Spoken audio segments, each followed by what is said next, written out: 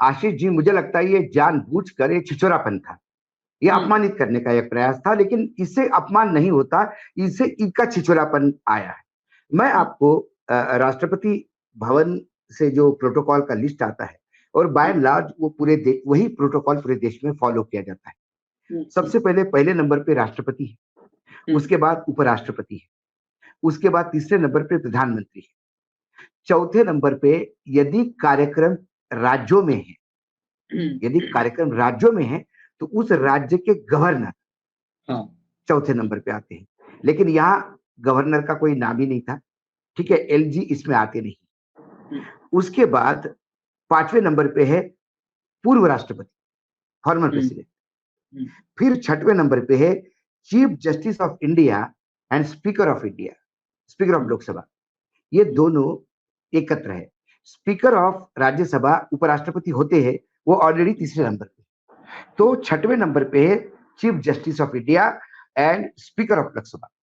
सातवें नंबर पे जो है, ये सातवें नंबर पे cabinet ministers of the union, chief minister of the state if programme is in that state, ठीक है। उसके बाद deputy chairman of planning commission, former prime ministers and leader of opposition in Rajya Sabha and Lok Sabha. तो जहां cabinet मंत्री बैठे थे उन्हीं के बीच में लीडर ऑफ अपोजिशन की जगह है सातवें नंबर पे। फिर 7A है holders of Bharat Ratna award.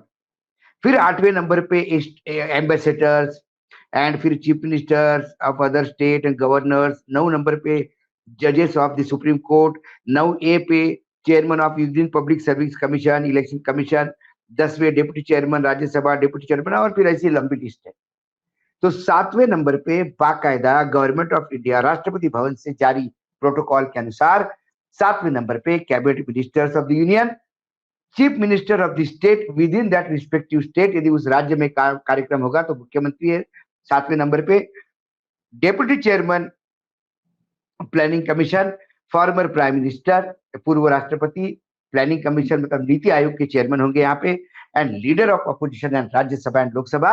इसके मायने ये है कि यूनियन कैबिनेट मिनिस्टर के साथ राज्यसभा लोकसभा बैठेंगे। इसके मायने ये है कि आपको जहां अमित शाह बैठे थे, जहां शिवराज सिंह चौहान बैठे थे, जहां निर्मला सीतारामन बैठी थी, वहां बिठाना।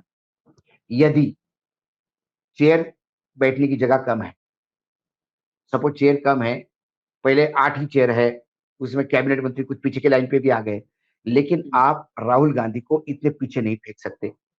प्रोटोकॉल में जो गेस्ट होते हैं वो गेस्ट जरूरी नहीं कि प्रोटोकॉल तोड़ते हुए आगे आ जाए। यदि इतना प्रधानमंत्री को और डिफेंस मिनिस्ट्री को मेडल विनर्स के लिए ये था, तो आज झंडा भी फहरा लेते जिसने डबल ब्रॉन्ज लिया। डबल मेडल लेने वाली पहली लड़की इस देश ने एक रिकॉर्ड तय किया। मनुष्य ये झंडा भी फहरावा लेते, तो क्या हो जाता। प्रोटोकॉल तोड़ना और ये कहना कि वो गेस्ट की वजह से सिर्फ राहुल गांधी के पीछे बैठाया, शिवराज सिंह चौहान नहीं बैठ सकते थे पीछे, कैबिनेट के और 6 मेंबर नहीं बैठ सकते थे पीछे, वाई ओनली राहुल गांधी।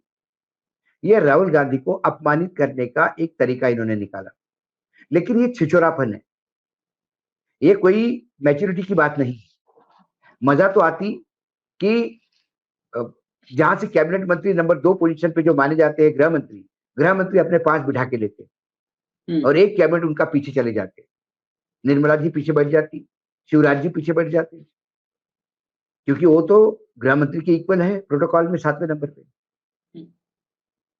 दूसरी लाइन में मैं मान सकता था कि पहली लाइन सब फुल हो गई प्रोटोकॉल में, तो दूसरी लाइन में कुछ मंत्री बैठे, शिवराज सिंह के साथ दूसरी लाइन में राहुल जी भी बैठे, तो समझ में आता है। राहुल बैठे, उनके आसपास कोई कैबिनेट मंत्री। राहुल को जानबूझ के पीछे बिठा दिया गया, यह बताने के लिए कि भाई हम तो आपकी औकाती करेंगे। लेकिन आप किसी की चेयर पीछे कर सकते हैं, किसी को बेइज्जत करने का प्रयास कर सकते हैं, लेकिन लोगों के दिलों से नहीं उतार सकते।